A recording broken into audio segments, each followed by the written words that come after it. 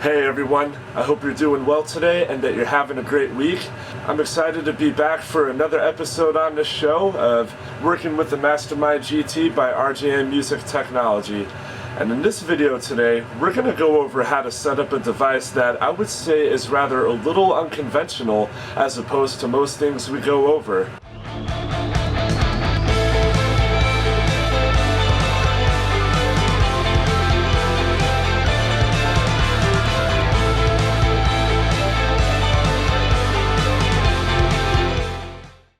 In this video, we're going to learn how to set up a Kaoss Pad by Korg. This model is the KP2, and what the Kaoss Pad is a DJ effects processor. It has 100 in-the-box presets of noisescapes and different sounds, and even some vocal and guitar processing effects. I find this a little unconventional to use with the Mastermind because unlike most things that we go over, it's not a profiling amp, it's not a guitar pedal, and it's definitely not a MIDI device that is often spoken of when it comes to the Mastermind. One of the most notable users of this device is Bellamy from the band Muse. For over a decade and a half now, Bellamy has been seen on stage with his Manson guitars, including onboard MIDI screens that allow him to remotely trigger and send CC toggle messages to the XY screen on the Kaoss Pad so that he can make it like he's scratching the DJ turntable when he's performing live on songs like Supermassive Black Hole, or he'll use it as just what I like to think of as a crowd erupter when they play songs like Newborn or Unsustainable. So if you've ever seen him live, then you have an idea of how amazing it looks when he uses this thing. A couple years ago, I accomplished a very nifty method of using the Kaoss Pad with the Mastermind, where I actually use it to become a remote control to call up presets for the Kaoss Pad. And this is very beneficial because it saves you the effort of having to manually touch the rotary knob on the Kaoss Pad to turn to the preset that you want to use. Other methods of bringing up presets might include external commands from a DAW like Ableton or Pro Tools, where you can send commands to have it call up a preset by automation, which is something that I do as well when I perform live with Quiet. However, perhaps if you're performing a show or practicing at home, or just want to have the ability to call up your favorite presets on demand, I'm going to show you in this video a very great way to do that. And all it takes is setting up some instant access buttons and adding a few actions. Before we go ahead to do this, let's go over some general MIDI functionality on the Kaoss Pad and how exactly we're going to set it up with the Mastermind GT to make this work. So there's actually one thing I'd like to point out before we begin setup here. If you're someone who's looking to learn more about how to properly connect your Kaoss Pad, in and out audio cables, and getting the best sound results out of it, I recommend switching over to my video called Connecting MIDI Manson Screen to Kaoss Pad. That's about a 10-minute video, and I give a very nice in-depth rundown on how to do pretty much everything that you need in order to get it working properly. This video will be dedicated to MIDI setup with the Mastermind. So, now that we have that out of the way, let's begin. Setting up your Kaoss Pad with the proper MIDI settings is very simple. All you have to do is select the MIDI channel of your choosing. So let's go ahead and enter the MIDI setup menu by holding down the tap BPM and record stop buttons for a few seconds. And you're going to know it works when you start seeing the numbers in the main LED screen blinking. Right now mine is at number 1, signifying that is the current MIDI channel that I'm using. If you'd like to change the MIDI channel that it's currently in, just do that by turning the program and BPM knob to the channel of your choosing. Once you're done deciding, you can just leave the unit alone for a few seconds and the number will stop blinking. Good. As far as connectivity with the Kaoss Pad to the GT is concerned, there are definitely a few routes you can go for this. If you're looking to just simply control which presets you want to call up, it's as easy as just getting a single 5-pin MIDI cable and connecting the Kaoss Pad's input to the Mastermind GT's MIDI out so that you may send commands to the Kaoss Pad for which presets you'd like to select. However, if you are someone who is using a guitar with a MIDI screen on it, you're going to need a couple more things in order for this to work. What you're going to need is 2 additional standard MIDI cables, and you're going to need another device called the MIDI Merger by MIDI Solutions. They're available on Sweetwater and many other websites for not a whole lot of money. So the reason we need a MIDI merger is because we're going to be having multiple MIDI devices commanding the Kaoss Pad at different points in time. So the MIDI merger's job is to split the incoming signal to make it to the Kaoss Pad. This is accomplished by taking a MIDI cable, connecting to the Kaoss Pad's MIDI in, and then connecting to the MIDI merger's MIDI out, and then on the other side you're going to have 2 MIDI ins. One MIDI in will connect to the Mastermind GT, and then another MIDI in will connect to the MIDI screen on your guitar. Or some of you might have a MIDI transmitter that can transmit wireless signal to the guitar. You can go through that instead. And then it'll eventually make it to the MIDI jack mounted on the guitar. And then you're good to go. Now there's even one more additional route, which might make things seem a little crazy, but I will.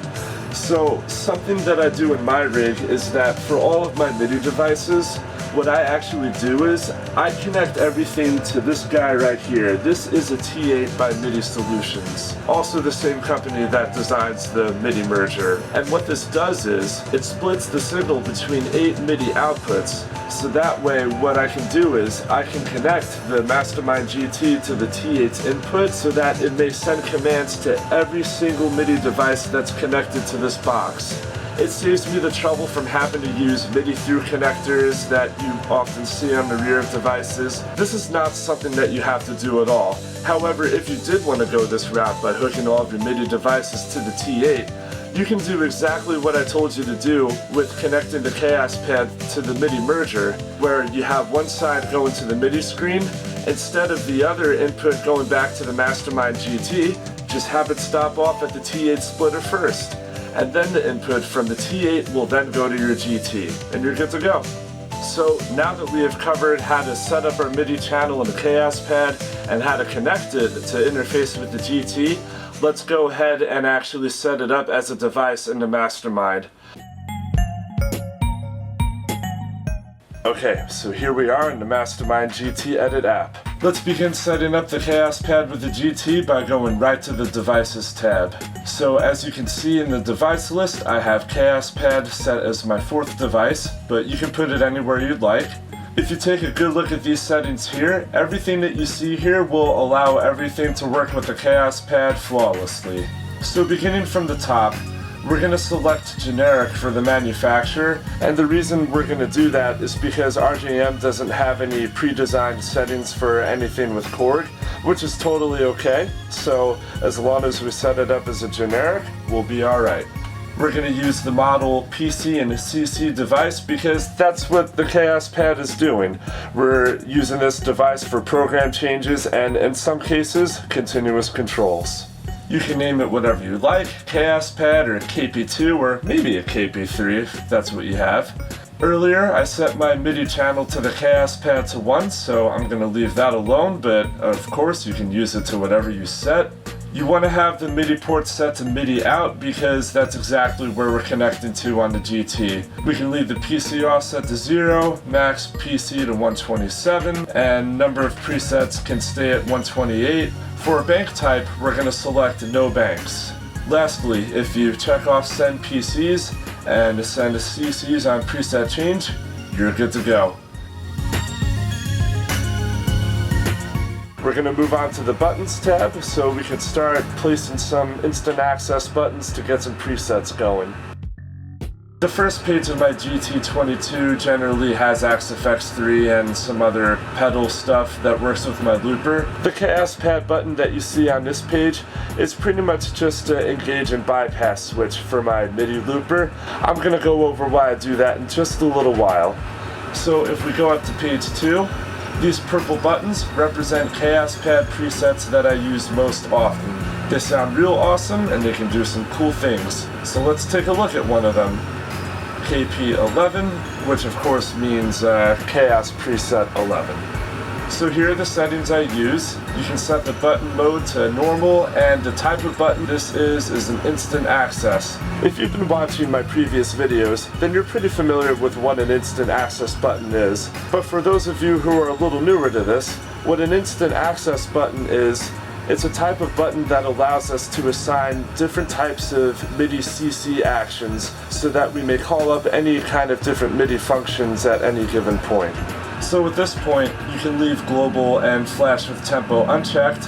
You don't need to do that. The only reason you would want to have the global button checked is if for some reason you wanted that Kaoss preset to be accessible on every single page that you use on your GT, but that may not be the case for most of you, so we'll leave that alone. For the IA settings field, the only thing you're going to need checked is the CC link, however, not necessarily. That's something that you're only going to want to do if you're using external control with the DAW. However, if you're not using something like Ableton or Pro Tools to do any automated effects changes for the Kaoss Pad, it's still not going to do any harm leaving it checked, so that's okay. Of course, for simply identifying which button you're using, you can go ahead and name the button to whatever you'd like it to be. In my case, I like to have it be the initials of the device and the preset number, and I prefer to use the color purple as my off color and white to signal which preset I'm currently using. And then finally, we have our button actions. So now this is where things get exciting. So starting from the action on the bottom, we have three different things going on here. The first action engages the channel in my pedal looper, and then action number 2 is for the Kaoss Pad, signaling that we want to use preset 11. And then finally, this third action is not mandatory, but if you're going to be doing external control from a DAW, you're going to need this. And it has to be the first action in order for it to work. So if you're doing external control, by now you've probably already set up a device for that, but I'm going to go over this in another video, so no stress if you have a lot of questions. So if we head on back to the first action for the pedal looper, you'll see that my action type is a CC toggle, and I have my device looper listed as Effect Gizmo. The CC number 83 represents what channel loop that I'm using from the looper. Then we can leave the off and on values alone at 0 and 127 respectively. Then the second action that we'll leave at the top, unless you're doing DAW external control, this will be for accessing the preset on the Kaoss Pad itself. This time the action type is going to be a PC for program change, because that's what these are within a Kaoss Pad preset. Presets will always call for program changes as its action type. And then we can select our device as the Kaoss Pad, and since this is preset number 11, that's what we're going to put in the field for PC number on. And then later on, if you're done with the preset and you want to bypass the loop, you also have the option of turning the Kaoss Pad preset off by turning the PC number off to number 0. It wouldn't really make a difference because once you deselect the button and you bypass the channel of the looper, it's not going to add any color to your tone for your guitar anyway, so it doesn't really matter, but whatever floats your boat, that's what I like to do. So as far as where to go from here, you may add as many instant access buttons for Kaoss Pad presets as you'd like to, and there's a shortcut for this too, by the way.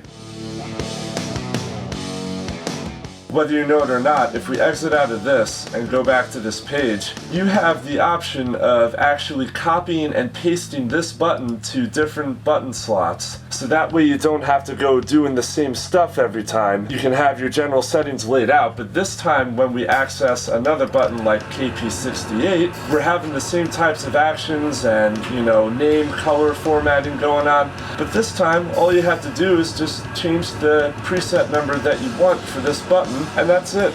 We can call it a day. You don't have to do anything else to the looper because it's the same channel every time. So, very nifty feature to take advantage of. Okay, so before we go on out to the GT22 to see how the buttons work with the Kaoss Pad, I'm going to show you one more trick first in the GT editor since we're here. If we go to the Presets tab, you'll notice that there is a section right here called PC Messages. This is showing every single device that we have set up in the Mastermind GT, and the Kaoss Pad is right here. And what exactly this all means is, for any time we select a preset number on the Mastermind GT, starting with preset number 2, if you look here on AxeFX 3 and it says PC number 1, that means when we access that button, that is the Mastermind commanding the MIDI device on the receiving end, telling it that's what preset we'd like to use. So going down the line, if we selected preset number 3, AxeFX 3 is going to have preset number 2 come up, and so on. Now the reason why I'm telling you this is because let's say that we want to play a song like Supermassive Black Hole.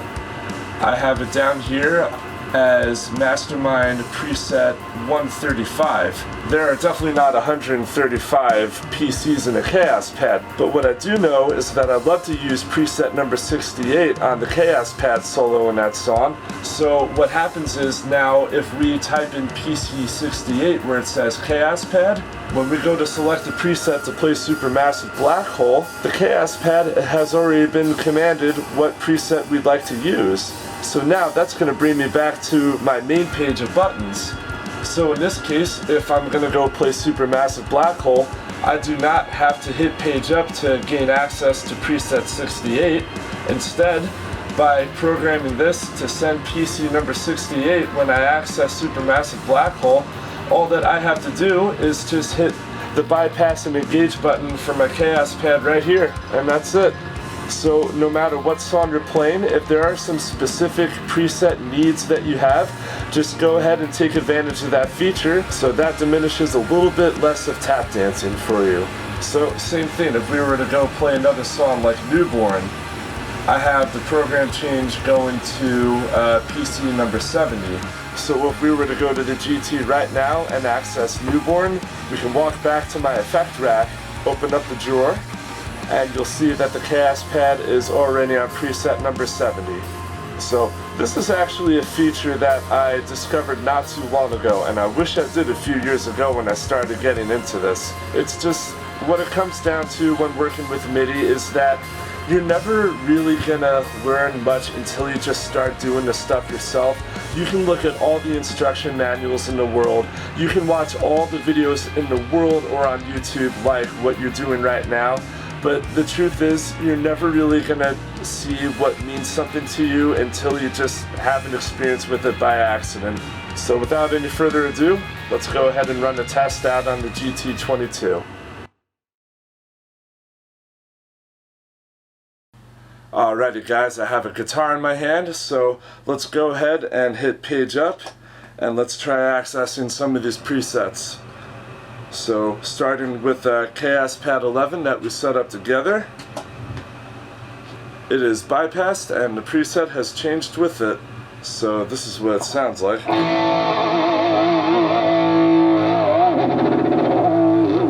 It's like a pitch vibrato. So let's go ahead and see another one like 68.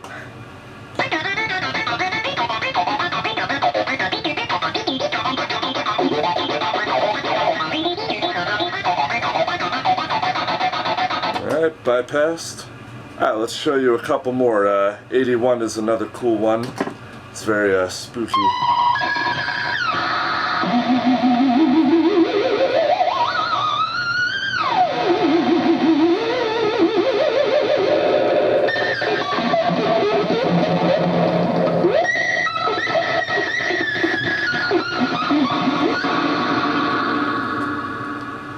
Alright, now let's go on over to setlist menu, Muse, song menu, and let's check out Newborn. Alright, so now when I go to hit the Kaoss Pad button right here on my first page, now we're going to see the channel switch on my looper engage. Boom. Alright.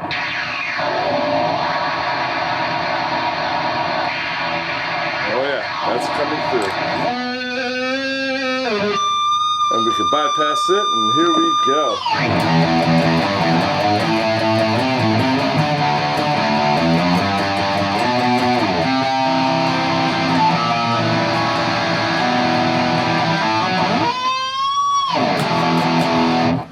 Alrighty, so we're gonna wrap it up here.